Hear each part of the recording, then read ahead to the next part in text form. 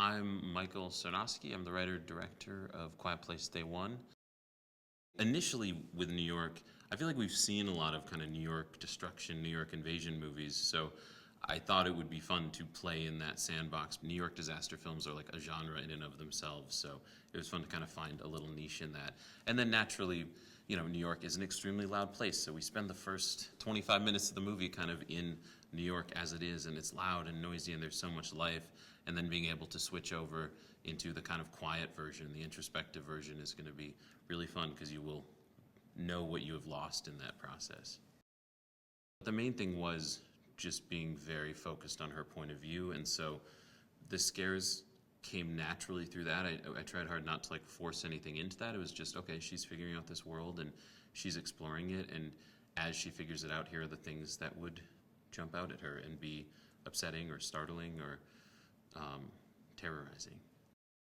That first Quiet Place movie was extremely memorable for everyone because it's easy to kind of say, oh, okay, like monsters that don't make a sound, or that don't, like, you can't make a sound around, like that's a cool idea, but it was watching how it was executed in a way where that was interwoven with like the form of the film so much. I mean, the sound design in that and how that plays with the main characters, and like it took sort of that concept and went beyond it and made it into such like a quality thing. It kind of elevated it and made it very character driven, and I think honestly that was the main thing, was these are movies about characters. It's a movie about a family in the first and second one, and in this one I just wanted it to be very character focused, and everything was kind of lensed through that. In a lot of ways in the other movies, the real heart of it is making sure that the character stories are playing. So I kind of wanted to make sure I was honoring that. She brought so much emotion to the character scenes, like the scenes of the dialogue scenes and the scenes where she had to portray so many things that were going on, from terror to sadness, and but then also like she was incredible at like physical performance stuff too. I mean, doing stunt work under the cars and things like that. She can both play very subtle emotional stuff and then just like go do a crazy action scene, which is impressive. I mean, I can't do any of those things. Joe, I mean, the big thing for him was he sent in an audition tape that had just all the kind of sensitivity and warmth and sadness, and he just had something about him that was both like he's both kind of boyish yet also wise beyond his years, and that was really important for Eric. He's got a lot going on. He's kind of traumatized in his own way, but then he also has this kind of wisdom and deep kindness to him, and Joe just kind of has a lot of that very authentically, and he's just been incredible to work with. I mean, he's so young in his career, but he's so talented and so on point with everything he does, and he's just one of those actors that you can say like, I just needed a little more of this, and he's like, yep, I know exactly what you mean, I got it, and then he's got it. Like he's really wonderful to lean on.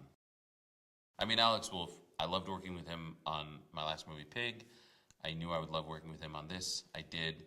He's incredibly committed. I mean, he will bleed for a role. He studied so much to become Ruben and was just so willing to go for it. Jerome was incredible to work with. He was he's just a classic actor in the sense of can bring it, like he knows how to turn it on, turn it off, make it happen. I don't know. He was a joy to work with. I was so lucky. I was so lucky to get to work with him. He was wonderful. He can bring so much intensity, but then is still just like the warmest, sweetest person. I mean, he's incredible. He's an incredible talent.